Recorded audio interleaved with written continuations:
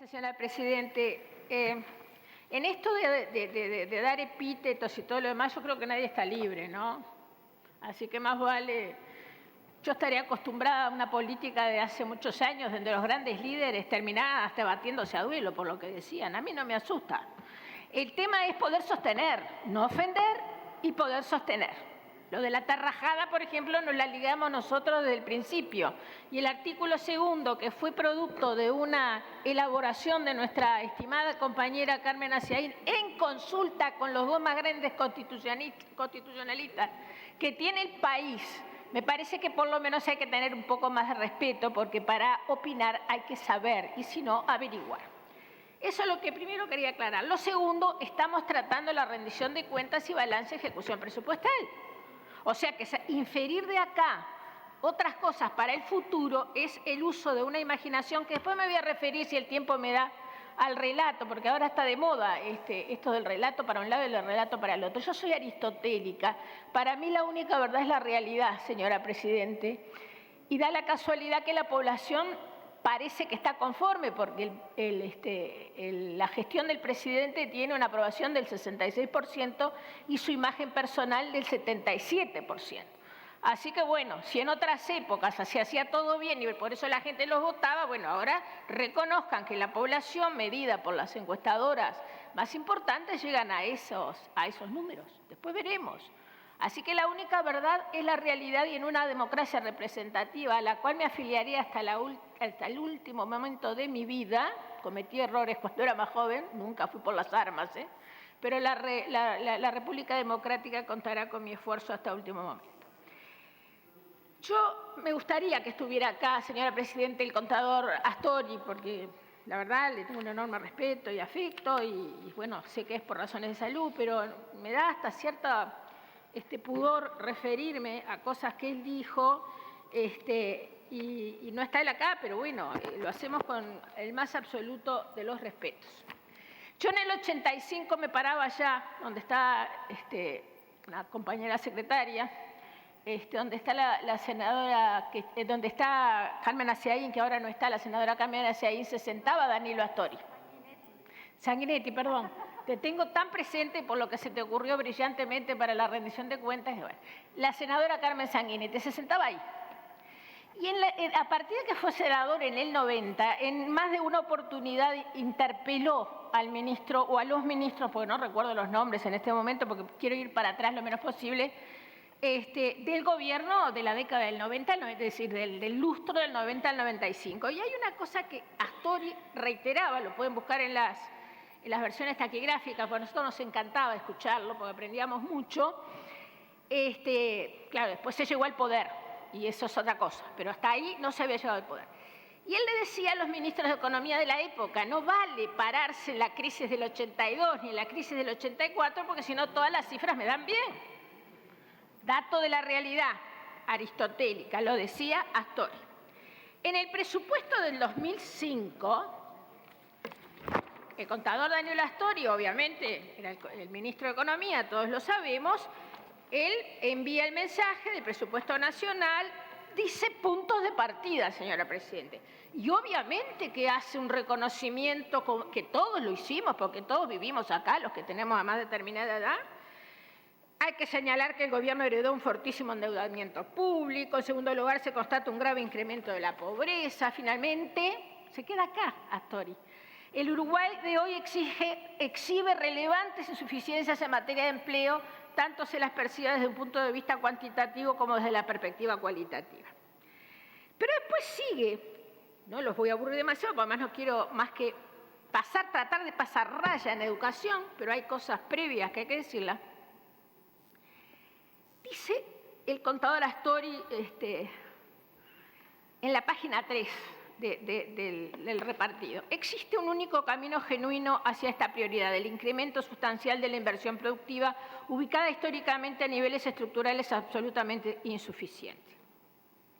Por otra parte, dichos niveles han venido registrando una evolución declinante del transcurso de los últimos años. Pero, dice, a partir de este escenario de partida, mensaje presupuestal del 2005, El desconocimiento de los límites que el lugar tiene en materia de endeudamiento impediría un acuerdo con los principales acreedores del país, que son los organismos multilaterales. Se perdería el acceso al mercado internacional de crédito voluntario y se generaría desconfianza e inestabilidad, impactando muy negativamente sobre las posibilidades de inversión productiva. O sea, él se pone desde una perspectiva positiva y de salida. Y dice, hay un enfoque más amplio al respecto, ese que refiere al conjunto de reglas de juego y al compromiso del gobierno con su mantenimiento, a las políticas que ya se estaban instrumentando, porque me estoy salteando párrafos, ¿no? Pero lo pueden leer. Como mecanismo fundamental para atraer las decisiones de los inversores nacionales y del exterior. Habla de la confianza y dice, página 4, el país ya ha comenzado a recorrer este camino con buenos resultados. O sea, Danilo Astori, cuando le tocó asumir la conducción económica, tuvo la honestidad intelectual de decir que el país económicamente, si bien tenía esas dificultades sociales y de empleo, porque no había que ser un gran economista para darse cuenta, lo vivíamos todos, estaba en el camino correcto desde el punto de vista económico. O sea que una de las primeras mentiras, o si no les gusta la palabra, alejamiento de la verdad aristotélica, es decir que en el 2005 todo estaba mal. No, quedaban cosas pendientes, lo dice el propio Astori. Pueden conversar con él, ayer vi que estuvo en un acto, así que, por Zoom, pero le pueden preguntar y si no, buscar la versión técnica. Los diputados, al menos yo fui diputada los últimos 5 años antes de acceder a la Cámara de Senadores, permanente y sistemáticamente, y por momentos hasta nos daba cierto grado de compasión en el buen sentido, porque es una persona brillante, o sea que en realidad queríamos entenderlo y lo notábamos sufriente, la verdad, porque se quejaba permanente y sistemáticamente, como muy bien lo dijo el senador Viera, del mal gasto social.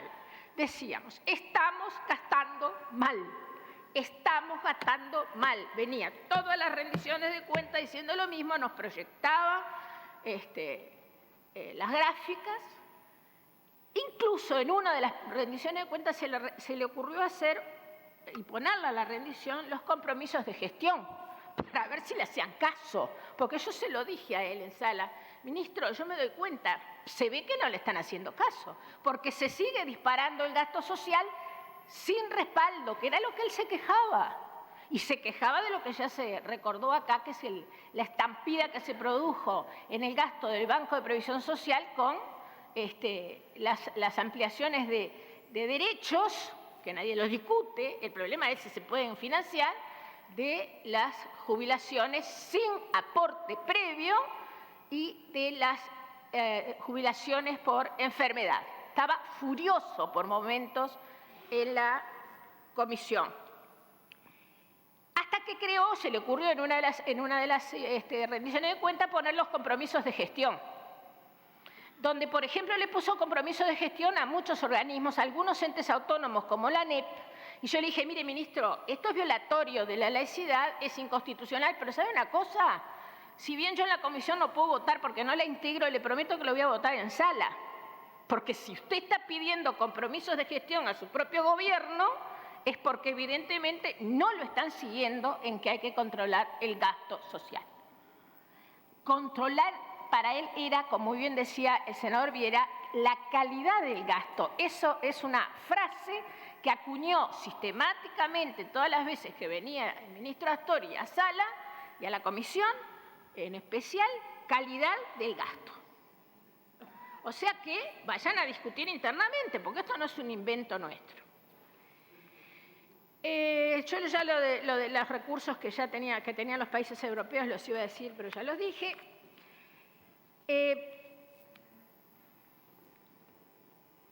Me preocupa que quede claro que no hay un doble discurso del equipo económico, y lo quiero decir, ya voy a entrar estrictamente a educación, en el sentido de el mensaje que se le dio a los inversores.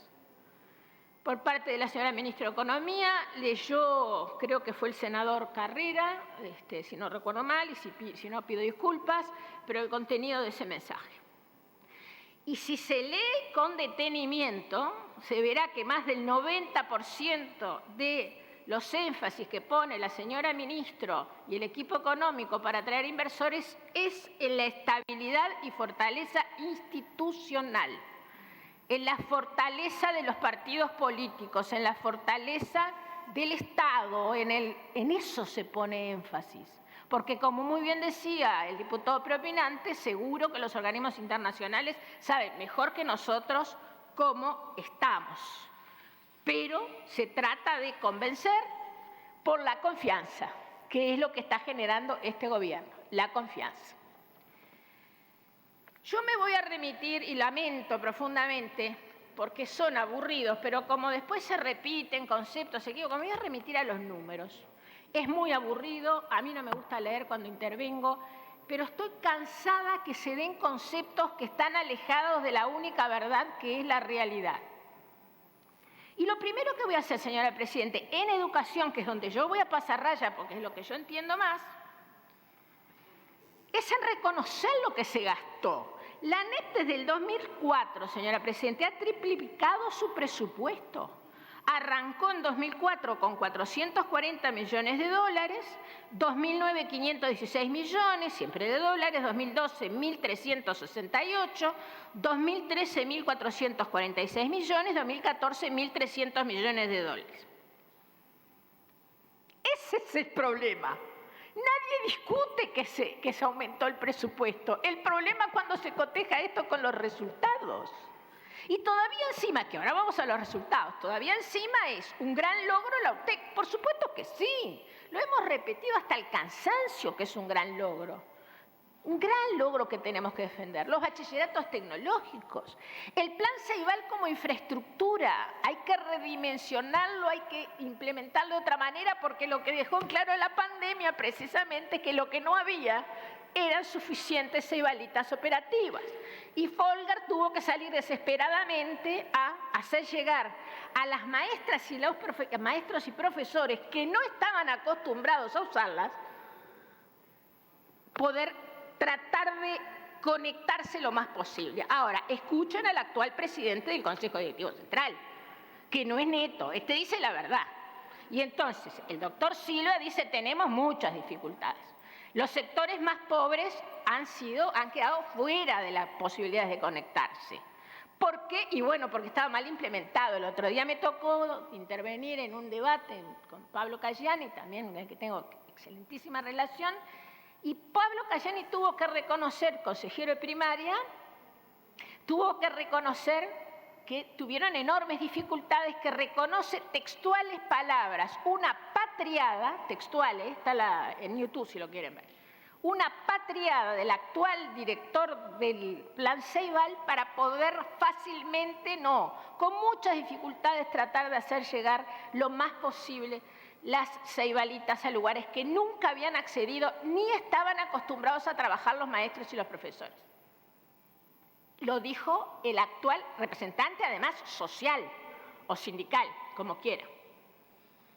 Así que la única verdad es la realidad. Y todavía agregó, como la conectividad en los sectores sociales más vulnerables es mala, tuvimos que tratar, o tuvo en realidad, porque él fue lo suficientemente honesto intelectualmente, dice, se tuvo que apoyar Folgar, el actual director del Plan Ceibal, tuvo que recurrir mucho a los celulares porque no se pueden conectar en los sectores sociales más pobres, en los asentamientos, en las áreas rurales. A mí me pasa, tengo un emprendimiento a 70 kilómetros de Montevideo y tengo que salir a buscar hasta con el celular la posibilidad de conectividad. Entonces, a ver, ¿que estamos mejor? Y sí, el mundo avanza. Eso desde luego. Y además, con toda la plata que se gastó todavía, ¿es un mérito? Tenemos que agradecer, no señores, lo que se logró, que cada uno podrá valorarlo como quiera, porque esto por suerte sigue siendo una democracia, muy a pesar de muchos. A ver, sí, hay cosas que se hicieron bien, pero ¿qué querían todavía después de haberse despilfarrado? Y yo me hago cargo de lo que digo, muchos recursos y en especial en educación, que es lo que yo más sé. Y lo que se hizo bien todavía tenemos que hacerles un monumento. No son servidores públicos, somos servidores públicos, señora Presidenta. Bueno sería que no pudiéramos decir lo de la ANEP, lo de la conectividad, lo del plan Ceibal. Y les quiero aclarar a más de uno que no lo sabe, y está bien, no tienen por qué saberlo.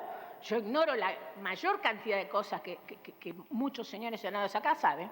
El Uruguay ya tenía un plan de enseñanza informática brillante que se resumió y se consolidó en lo que se llaman los INFET 2000, laboratorios de informática en las instituciones educativas con profesores 12 horas del día que apoyaban a los maestros, a los profesores y a los alumnos y a los maestros también. Era atacado, eso sí, por el frente en la oposición, por los sindicatos, por el sindicato de estudiantes, porque eso era neoliberal. Era neoliberal enseñar informática y era neoliberal enseñar inglés. Recurran por Google para atrás o vayan a la Biblioteca Nacional donde están todos los diarios archivados. Yo lo tuve que escuchar, vivir, sufrir mucho en carne propia. Así que vamos entre todos a hacer un poquitito de autocrítica y asumir que no obstante la enorme cantidad de esfuerzo que se hizo por parte de los contribuyentes, en primer lugar porque la plata pública no existe, la ponemos los contribuyentes. Entonces, no porque ¿el Estado quién es? Somos los que pagamos impuestos, somos los que trabajamos. Entonces no es una plata regalada ni que cayó del cielo. Vamos a empezar a acostumbrarnos a respetar también eso. ¿Será que se consideró que era público que en muchos casos se despilfarró? Según datos del Ministerio de Educación y Cultura en el informe Logro y Nivel Educativo Alcanzado por Población 2015, el nivel educativo alcanzado por las personas de 25 años o más es el siguiente. 36% solo cursó primaria, 21% enseñanza media básica, 9.9 incompleta y 11.1 completa. 23.1 enseñanza media superior, 7.9 incompleta y 11.4 completa. En síntesis, señora Presidenta, el 46.6% de las personas mayores de 25 años solamente acudió a la enseñanza primaria y a la media básica incompleta. ¿Quedaron claros los números? Yo lamento porque son aburridos. Me faltó decir una cosa del plan Ceibal. Es la primera vez, porque nosotros criticamos siempre la implementación, que gracias a la LUC, que tanto miedo le tienen, por primera vez en el Consejo Directivo del Plan Ceibal va a haber un representante de la ANEP y un representante del MEC, porque era una secretaria de presidencia a nivel personal que dependía del presidente de la República y, por supuesto, del ingeniero Brezhnev. Después fue una persona pública de derecho privado, que, por supuesto, seguía a manos de la misma persona y no la podíamos controlar, porque ni siquiera la puede auditar la Auditoría General de la Nación y puede el Tribunal de Cuentas, que además aclaro que el Tribunal de Cuentas lo único que dice es no se apartaron de la ley, porque acá se insiste con el tema del Tribunal de Cuentas, con el tema de la rendición de cuentas.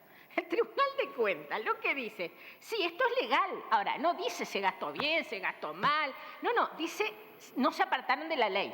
Bueno, si vamos por inciso, se apartaron muchos. La compañera Ciaín dijo claramente en el caso del Ministerio de Desarrollo Social, yo soy consciente en la ANEP, que es la famosa reiteración del gasto. Evolución de la matrícula, que estoy aburrida de decir que ahora la matrícula es superior a lo que no se llevaban registros. Primaria, 1950. Miren que por suerte, antes de que yo había nacido, porque en general soy la mayor de todos. 1950, 249.393 niños. 1960, 319.904 niños. 70.000 más en 10 años. La tasa de expansión fue del 28%. 1970, 396.630. 80.000 escolares más en 10 años. La tasa de expansión fue del 24%.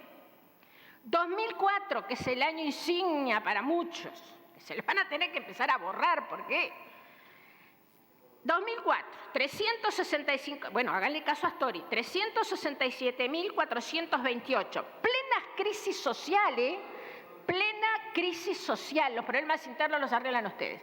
Plena crisis social, no contesto y ampéreme en el uso de la palabra. Ampárela. 2004, 367.428, plena crisis social. ¿Aumentó? No, se estancó, porque habían pasado un montón de años. 2014, señora Presidente, 323.695 niños en primaria. 40.000 alumnos menos, a ver si se lograban fuerte y claramente. Bajó la matrícula de primaria en plena expansión de la economía del Uruguay. ¿Por qué? Porque desgraciadamente, por la pérdida de la confianza en la educación pública, la gente que puede pagar, o podía, porque ahora ya estamos en el proceso inverso, optaba por la privada. En el Uruguay, señores, háganse cargo. 1.500 millones de dólares, 1.400 millones de dólares. Bajó 40.000 niños la matrícula. Hay una caída del 12%. Cuando la educación media es obligatoria desde el año 1966, porque no nos hagamos los distraídos, cuando la Constitución del 66 establece la obligatoriedad de la educación media. En primer lugar, no distingue media básica y media superior, y si yo que tenía el gran placer de tener a Cassianelli de profesor en el Instituto de Profesores Artigas, después quieren facultad, quieren universidad de la educación. No había mejor universidad que tener esos profesores. Perdíamos el examen si nosotros decíamos que en realidad era la media básica, porque nos decía la Constitución no distingue. En consecuencia, la media es obligatoria desde la Constitución del 66. Acá lo voy a desagregar, porque yo ya dije que iba a aburrir con números. A partir del 2011 hubo un pasaje de alumnos de la educación pública a la privada que llegó al 18%, cuantificado en el mejor periodo del periodo de mayor bonanza económica. Educación media, que dicen que no hay registro. Miren que arranqué en el 50 para no aburrir, pero hay registro. El primer censo que se hizo en el Uruguay fue en 1908. 1950, 44.107 alumnos. 1960, 88.413. Se duplicó la matrícula de la educación media en 10 años, entre 1950 y 1960. 1970, 166.939, volvió a duplicarse. Los que dicen que antes la gente no hacía la educación media, sí, la hacía si quería. Lo que pasa que no era necesario para ingresar al mercado de trabajo más años de escolarización como es necesario ahora. Y además el nivel de la educación pública primaria era brillante y en consecuencia bastaba para tener muy buenos empleos. 2004-2014. 2004-2014, de 306.417 a 339.271 alumnos, modesto crecimiento del 11%, 10 veces menor que el que se registraba décadas atrás. ¿Está claro? Porque estoy aburrida de escuchar decir que aumentó la matrícula de la educación media. La única verdad es la realidad.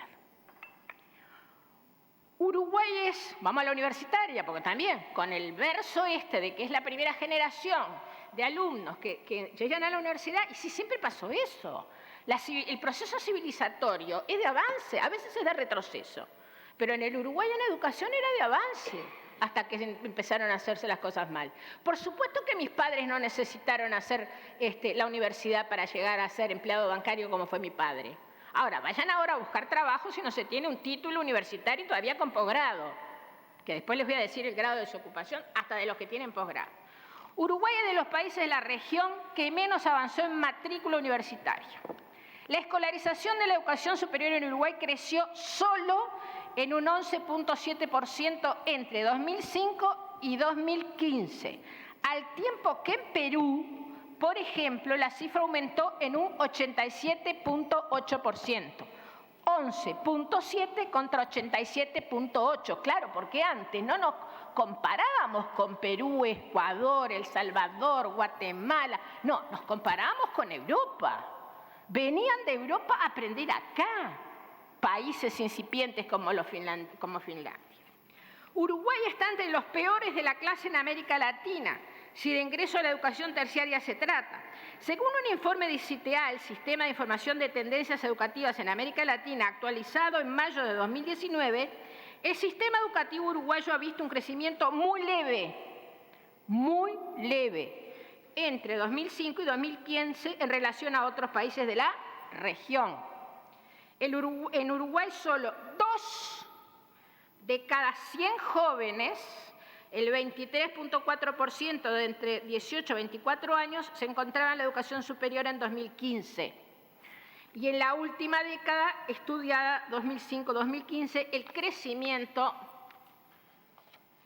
de ese número fue de 11.7%. Pero ese porcentaje es de los peores en América Latina. En Venezuela, miren si estaremos mal que está Venezuela, fue un 91.7%, en Paraguay fue del 61.7% y podemos seguir. El porcentaje de crecimiento de la escolarización de la educación terciaria uruguaya superior es al de la República Dominicana, Ecuador, Panamá, Argentina, Guatemala, nosotros. Somos los peores de la clase. Otra de las cosas que quiero decir, señora Presidenta, y yo voy a adelantar que voy a pedir que me prorroguen si la sala es tan amable, si los colegas... No, todavía falta. Pero como ella me avisó, yo le aclaro. Porque la verdad que yo me callé en la LUC con todo esto. Porque me interesaba que se aprobara el paquete de modificaciones de la gobernanza de la educación para salir de este estancamiento. Esto yo no lo dije, yo no hice, fui la única senadora que no intervino en la parte general, porque todo esto lo tenía, obvio, lo tengo grabado en mi ADN de verdad. Yo sí lo tengo grabado en el ADN. ¿Saben una cosa? Tenemos una tasa de rezago, o sea, terminan los chicos en educación primaria y en educación media, que es a esta altura una preocupación ancestral, entre 23 y 25 años. El ciclo medio se tiene que terminar a los 18 años. En otras épocas, cuando yo empecé la dirección del liceo, ya que otros recuerdan que fueron ministros, yo fui una simple directora del liceo, había un reglamento muy estricto que si yo escribía a un alumno por encima de los 18 años, tenía una sanción como directora. Miren ustedes lo que era rarísimo. Ahora repiten y terminan la tercera parte de los que empiezan en primaria, terminan entre los 23 y los 25 años. Obviamente que si yo hago un repaso de las líneas estratégicas del quinquenio 2015-2019, fortalecimiento del diseño y gestión, mensaje del Poder Ejecutivo, de la ANEP, fortalecimiento del diseño y gestión institucional de la ANEP, será lo que empezamos a descubrir ahora, que se gastaban más de 200.000 porciones de comida, no sé, estamos investigando. Universalización de la escolaridad obligatoria y fortalecimiento de la educación a lo largo de toda la vida. ¿Vieron los resultados? La gente deserta, no va. Mejorar los aprendizajes proporcionando una educación de calidad. Voy a ver si me da un poquitito de tiempo para ver cuáles son los niveles de calidad de la educación. Relevancia y fortalecimiento de la profesión docente. No es cierto que haya aumentado se haya fortalecido la formación docente. Se inscriben alrededor de 15.000 personas, egresan por año. Se ha llegado al piso en el 2018 del 623 personas. No tenemos formación docente. Sí tenemos todo el aparato, porque el aparato lo tenemos, solo que no utilizado, porque los alumnos desertan, no terminan. Por supuesto que no se cumplió con las metas del cambio del ADN, cayeron los dos que lo iban a llevar adelante, las dos personas, nada menos que Filgueira y el maestro Mir. Por supuesto que no se cumplió con el 6% del pedido de la educación, pero observemos esto. Se nos prometió en el mensaje, y se dijo públicamente además por parte del presidente Vázquez, expresidente Vázquez, a 2020 el 100% de los jóvenes estarán en el sistema educativo y el 75% debe culminar la enseñanza media. Sobran las palabras, saquen las conclusiones, no voy a perder tiempo en ver lo que es el porcentaje de ejecución. La única que ejecutó todo fue secundaria, el 100%, y a esa sí que va a haber que preguntarle qué hicieron con el 100% del crédito asignado, porque en resultados no fue. Los resultados del INED 2017, 2018, ¿qué pasó? pasó en el 2019? Que venían los de la media. Primero se intentó que no se publicaran en el primer semestre, hubo muchos problemas, se logró que se publicaran en el segundo semestre, estaban prontos en agosto, violando la ley, la ANEP, que además es independiente del Instituto Nacional de Evaluación, no le dejó publicar los resultados porque venían las elecciones. Se publicaron ahora en marzo. En realidad son alarmantes. ¿Me permite? Le voy a solicitar que se prorrogue. Senadez solicita se prorrogue la hora. Gracias, muchas gracias. Es muy poco, pero bueno. Vamos 23 a dejar en 24 afirmativo. ¿Cómo? No, estaba contando los votos. En el INEDE, Instituto Nacional de Evaluación Educativa, acá no está el imperialismo, acá no está la OCDE, que le queremos hacer caso con el lavado de activos, pero acá no está la OCDE, acá no está el Fondo Monetario. Instituto Nacional de Evaluación Educativa, página 87 del informe. En 2018, un 51% de la población de 23 años, 51% de la población de 23 años abandonó el sistema educativo sin finalizar la educación obligatoria. Entre 2007 y 2017, casi un 40% de los niños de 4 años y un tercio de los de 5 asiste de manera irregular, lo cual quiere decir que no sirve para nada si no asisten de manera regular. Resulta preocupante que un tercio de los niños de 4 y 5 años de edad presenten baja asistencia. Más aún, se agudiza la problemática en la situación en la educación primaria pública. Si bien la asistencia suficiente en este nivel es mayor que la inicial, entre 2007 y 2017 la proporción de estudiantes que asiste ha disminuido gravemente. Y acá viene una de las cosas que quiero que queden grabadas en la memoria de todos, porque de acá salimos todos juntos o no salimos, con pandemia, sin pandemia, con los préstamos internacionales, con el ajuste fiscal, con todo lo que los economistas llaman de una manera muy difícil, pero con los que administramos una casa sabemos cómo se hace. Una primera constatación, página 111, señor presidente, del informe de INED 2017-2018. Una primera constatación es que la segregación socioeconómica y cultural entre escuelas es importante en nuestro país. Los alumnos se agruparon en escuelas de acuerdo con su origen socioeconómico y cultural. Tanto en tercero como en sexto grado, aproximadamente un 80% de las diferencias socioeconómicas y culturales de los alumnos se observa entre escuelas. Esto quiere decir que depende del barrio donde esté la escuela, y por supuesto no me va a dar el tiempo, pero las cifras son más alarmantes en la media, depende del hogar donde nace un niño, porque obviamente depende del lugar donde viva. Y si tiene una familia que lo puede apoyar, y si tiene una familia con cierto nivel cultural, pero como la marginalidad la hicimos crecer tanto que otro que pasar el Rubicón, y dice en la página 119, la inequidad implica que los logros de los estudiantes varían según su origen socioeconómico. En el Uruguay, económico y cultural, y así como según el de su grupo de pares. O sea que además los planchamos por los pares. La población que asiste a las escuelas públicas y privadas se diferencia de manera importante en lo que hace a sus características socioeconómicas y culturales. La verdad no sé qué leer, porque tengo todo por el estilo.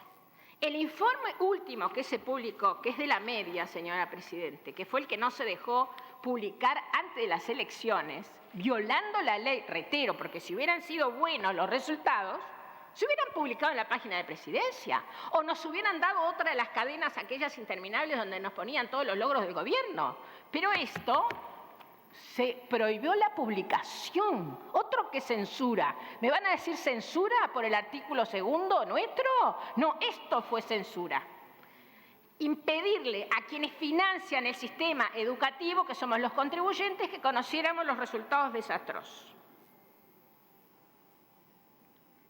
En la educación media superior, señora Presidente, la inequidad también es gravísima. De los 3 de 10 que llegan, atención, de 10 que empezaron primaria, llegan 3.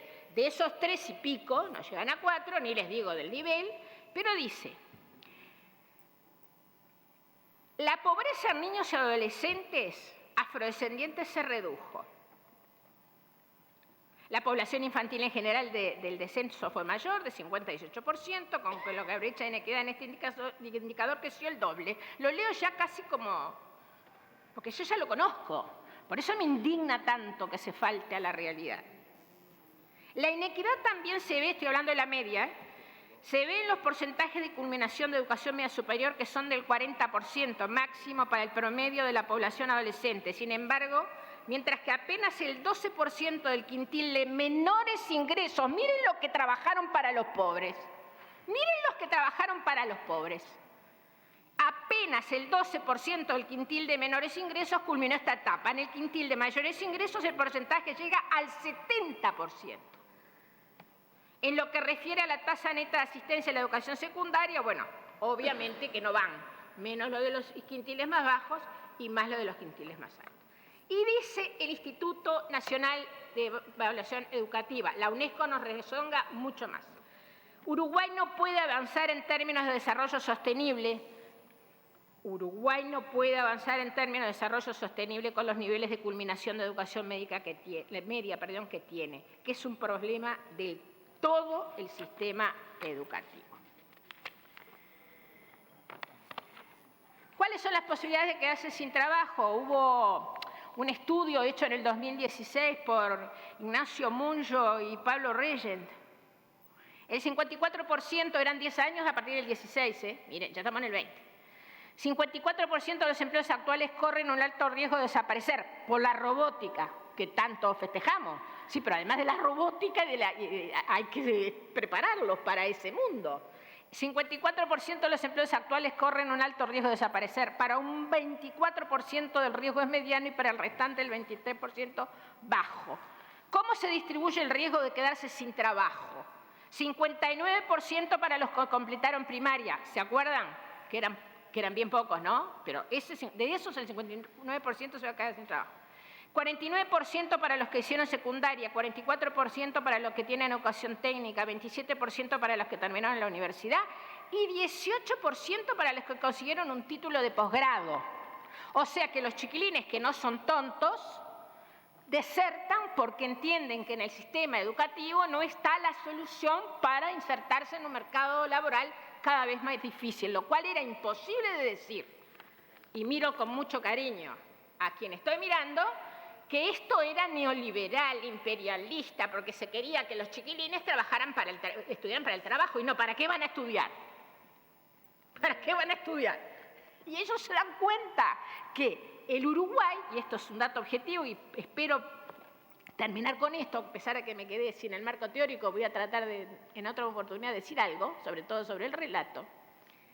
Fíjense en ustedes que el economista Claudio Zappelli, es uruguayo, vive en Chile porque trabaja para la UNESCO. A mí me tocó comentar en la Academia Nacional de Economía, para los que me descalifican, una conferencia de prensa, una conferencia sobre el tema de los rendimientos en educación en América Latina. Estaba lleno de prensa, eso sí. Y nos mostró una gráfica que yo me quedé más dolida que nunca, y era 2012. Dos coordenadas: años de escolarización, remuneración. Todos los países de América Latina, aunque estén por detrás de nosotros desde el punto de vista del nivel académico, tenían una línea ascendente. El Uruguay tiene una línea plana. Por eso se le llama, que se dice, los economistas lo saben, que es un país de renta plana. En el Uruguay no hay relación directamente proporcional entre los años de escolarización y el nivel de remuneración. Yo le pregunté por qué, me guardo la respuesta, porque no quiero que surja discusiones en ese sentido, pero es institucionalmente grave. Señora Presidente, todavía no se prendió la luz y voy a agotar un segundito más. Yo muero por resolver las cosas con un marco teórico, porque la verdad a mí me enseñaron los grandes profesores eso. Y hay una cosa que me queda claro, y yo ya lo dejé en evidencia: yo no creo más en las izquierdas y en las derechas. Yo admiro enormemente otra vez al senador Olesker, que sigue insistiendo en una manera de pensar el mundo que no salió bien, que fracasó, se cayó todo. Porque los sistemas, el asistencialismo, la pérdida de la libertad individual, todo tiene que ser subsidiado. Eso no funcionó. Los países más ricos son los países más libres. Y hay un historiador, que está todo el mundo ahora con él, pero lo vengo estudiando desde hace tiempo, Yuval Noah Harari, que tiene 3 libros, pero él está buscando otra explicación de lo de las izquierdas y las derechas, porque obviamente después que tiraron el muro de Berlín para buscar la libertad y se cayó todo el socialismo real y sus sucedáneos, los que piensan el mundo están tratando de ver qué es lo que está pasando. Y él arranca, obviamente que es imposible que yo pueda resumir, pero miren qué interesante. Como hacer relatos efectivos no es fácil, dice este historiador. La dificultad no estriba en encontrarlos, sino convencer a todos y cada uno para que se los crean.